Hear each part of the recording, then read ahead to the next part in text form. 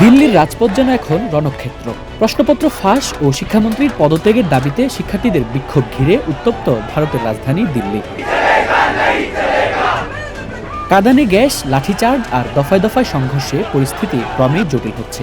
আর এই উত্তপ্ত পরিস্থিতিতেই আন্দোলনরত শিক্ষার্থীদের পাশে দাঁড়িয়েছেন তামিলনাড়ুর জনপ্রিয় নেতা থালাপতি বিজয়। মেডিকেল ভর্তি পরীক্ষার প্রশ্ন ফাঁস, অনিয়ম ও স্বচ্ছতা সংকটের অভিযোগ নতুন নয়। তবে সাম্প্রতিক বিতর্কে শিক্ষার্থীদের ক্ষোভ এখন রাজপথে ছড়িয়ে পড়েছে। দিল্লির যন্তর মন্তরে বিক্ষোভ ঘিরে পুলিশের সঙ্গে সংঘর্ষে উত্তপ্ত হয়ে উঠেছে পুরো এলাকা। এমন পরিস্থিতিতে থালাপতি বিজয়ের নেতৃত্বাধীন টিভিকে স্পষ্ট জানিয়েছে, শুধু অনিয়মের তদন্ত নয়, পুরো নিট ব্যবস্থা বাতিল করতে হবে। AKS অর্জন করল গিনেস ওয়ার্ল্ড রেকর্ডস। AKS একই সঙ্গে চিকিৎসা শিক্ষা সংক্রান্ত সিদ্ধান্ত নেওয়ার পূর্ণ ক্ষমতা রাজ্য সরকারের হাতে ফিরিয়ে দেওয়ার দাবিও জানিয়েছে দলটি।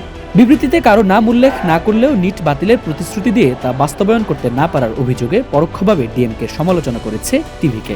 দলটির দাবি, শিক্ষার্থীদের ভবিষ্যৎ নিয়ে আর রাজনৈতিক প্রতিশ্রুতির খেলা চলতে পারে না। একদিকে রাজপথে শিক্ষার্থীদের বিক্ষোভ, অন্যদিকে থালাপতি বিজয়ের কঠোর অবস্থান। সব মিলিয়ে নিট ইস্যু এখন শুধু শিক্ষা নয়, ভারতের জাতীয় রাজনীতিরও বড় আলোচনায় পরিণত হয়েছে। আমিনুল ইসলাম, ঢাকা পোস্ট।